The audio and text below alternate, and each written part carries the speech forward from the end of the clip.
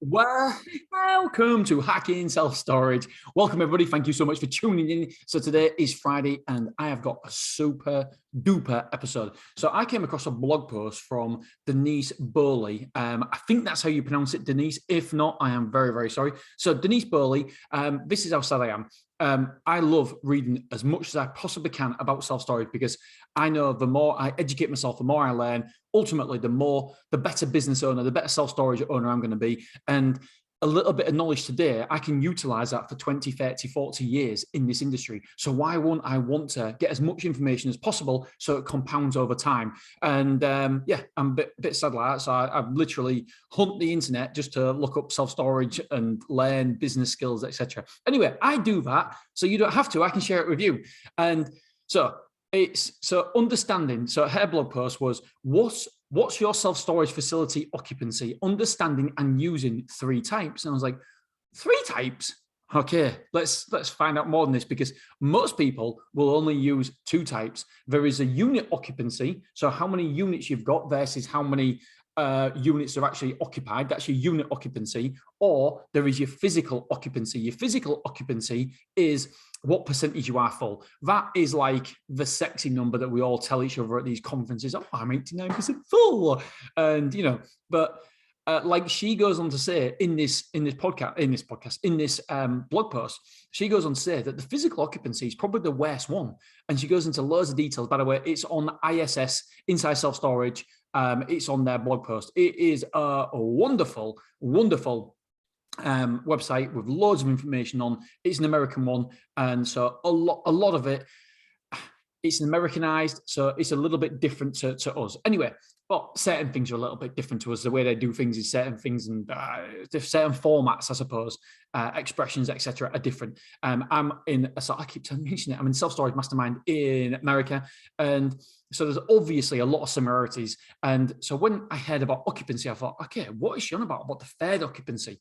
And the third occupancy is the economic occupancy, the percentage of gross income achieved. So if you look at what, add together the full rent that you would get for every single unit if it was full, and what are you achieving right now?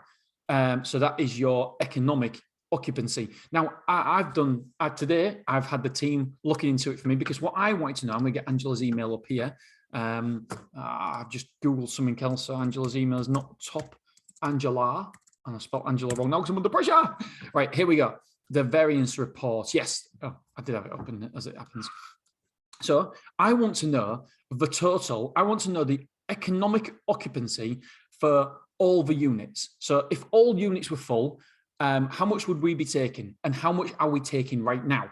So that is what I want to know. So that's the economic occupancy. But I want to go one step further and deeper. I want to know the current occupied units economic report. So I want to know, what is the current rent that we are achieving, or what is the current rent we can possibly achieve if every single unit that's taken, how much should we be taking? This is also called the variance report on Space Manager. I don't know what it's called on other ones. And so I want to know what the maximum is that we can be taking and what we are actually taking. And I want to know that as a percentage. Do you know what? I'm going to read some of this because I really want to dig down on this. So just so you know, there's 3 different types of occupancy. There's unit occupancy, physical occupancy, and economic occupancy. And I've just been talking to Angela about it today. And we do know the economic occupancy, but I've never really thought of it in terms of occupancy. We've always used it as in the variance report. So what we're actually achieving compared to what we should be achieving. And depending on if you've, like during the winter, we reduced our prices because we were losing square footage. So we reduced our prices a little bit. And that meant that our variance report looked very, very good, because a lot of people had come in on the higher rates. And what we've got people paying higher than street rates because we've reduced it. But then when you increase your prices, then what you've got a lot of people paying less than the street rate. And so therefore your variance report is going to show the difference. So your economic report, economic occupancy, is going to be different than it's going to be out. And so you've got to be careful not to. I think the underlying lesson here is that you can't rely on one report, because one report doesn't tell its whole story. For example, the occupancy report. The occupancy report at Beverly weighing like 91% full. So you're thinking, happy days, let's raise all the prices, brilliant. But when you look at the unit report, the unit occupancy report, you're thinking, hang about a minute, we've got no 35s, no 75s, no 80s, one 160, and the rest we've got like 8 or 9 50s empty.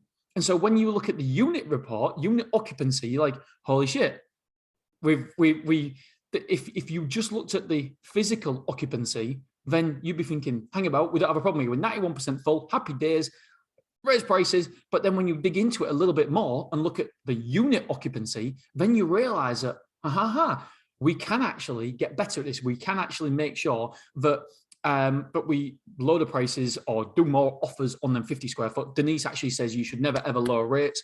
I actually disagree with her on that. And I think she contradicts herself somewhere in the article. I'm sorry, Denise, if you didn't. I messaged you on LinkedIn and said, I'm doing this podcast about you. So yeah, I'm not so sure I agree. I would love to understand why she, in a conversation, I would love to understand, because I always like to speak to people with different opinions than you, because it's not to say that you're going to agree with them or they're going to agree with you, but I want to understand why they've got a different opinion. And so she says that you shouldn't ever lower prices. And I think it's got something to do with the economic occupancy report. But yeah, I would love to understand that a little bit deeper, because what we do is, rightly or wrongly, I personally think it's rightly, but strong opinions, but loosely held. And so I could be proven wrong on this. Maybe it's to do better offers on the 50 square foot. I don't know. But what we normally do is we lower the prices. So at the minute, we're going to lower the prices on the 50 square foot, but then the prices on everything else is going to be raised. So it's going to look more attractive. Is the 50 square foot. That's just the way I do it. I know other people in my self-storage mastermind, the one I'm in, by the way, not the one I'm running, they do it same as me as well. So it'll be interesting to see why she does it that way. But yeah, when you look at the physical occupancy at Beverly, you're thinking, happy days, brilliant, let's raise all rates. But then when you look at the unit occupancy, then it tells a different story. It says, hang about a minute, the 50 square foot, we need to do something about. All the rest of them, we can raise the rates, but there's a problem with the 50 square foot. It's not a problem. We've got units available. And then when you look at the economic occupancy, the economic occupancy at Beverly is amazing, because as you know, 2 weeks ago, we lowered the prices. So most people there are paying a higher rate than the economic occupancy. And so what we've got to do is take a broad range. We don't just want to look at one occupancy, the physical occupancy, because most people listening are going to be looking at the physical occupancy. We don't want to just look at that. We want to make sure that we understand the physical occupancy. Yes, it's a vanity metrics, if you like. I love that. It's brilliant. Everybody understands it. It's a universal language, but we want to know our unit occupancy. Stora does a really, really good job of the unit occupancy. I don't know. I can't make a comment because I haven't seen it. I don't know if Stora actually do a variance report of any sort or an economic. The variance report is very much similar to the economic occupancy. So ultimately, what we've got to do is we've got to understand all three occupancy levels: unit occupancy, physical occupancy, and economic occupancy. What I want to tell you is I want to talk to you about I want to just basically read what she's put here. Economic occupancy. This occupancy type provides an enormous amount of quality data. 100% agree. The rate is calculated using your street rate and your actual tenant rates, plus or minus any discounts or concessions. If you have, and by the way, this is where it is brilliantly written, beautifully written, maybe in a couple of sentence times. If you have a free unit, it affects your economic occupancy. Similarly, if you donate space to local charity, occupancy will be impacted. Raising street rates and not tenant rates will lower your economic rate. I love that, because the economic occupancy can tell you in a snapshot if you are doing a good job at your revenue management, if you're doing a good job at increasing your current customers. Are you actually doing that? Your economic occupancy report will tell you that. Okay, she goes on for saying, and by the way, we've had so many people reach out now for free space. We've had to turn somebody down. We hate turning someone down, but it was a craft center. That's an actual business. It's not a charity or anything like that, but it's just for free storage. We do loads of stuff for the community. Yeah, well, so do we. And so we just said, listen, our charity, we've gone way overboard on what we normally give away, our charity units. We try to do some charity units and have a budget for it. And we've gone way over it. So unfortunately, we have to say no now, although we have just given a poppy appeal at Beverley as well. We don't often do much at Beverley. I think we give one unit away free at Beverley, and we don't often do anything else at Beverley because Beverley's a small site, normally always 90+% full. And so it hits us in a pocket, does Beverley. But we've just give away a 175 square foot one for a poppy appeal.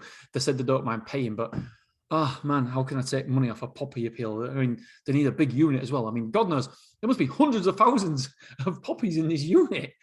So you've got to do it. You've got to help out the community a little bit. But then there's got to be a level where you ultimately we're a business and want to make money. Anyway, let's start talking about Denise. Right. So for example, we're talking about similarly.